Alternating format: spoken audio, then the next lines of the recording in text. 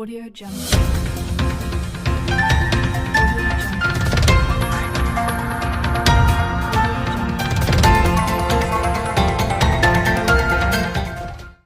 এখন বন্যা পরিস্থিতিতে স্বেচ্ছাসেবকদেরকে একত্রিত হওয়ার বিষয়ে আপনার মতামত?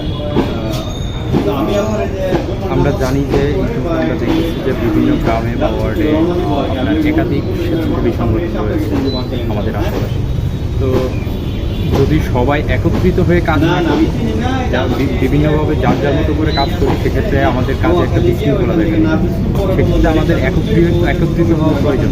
কারণ ফান্ড রাইজিং করলে সেটা যদি আমরা একসাথে করতে পারি, তাহলে হয়তো বড় পরিসরে আমাদের পক্ষে কিছু করা সম্ভব। আর যদি সেটা না করতে পারি, সেক্ষেত্রে আমাদের যে উদ্দেশ্য সেটা ব্যর্থ হতে পারে।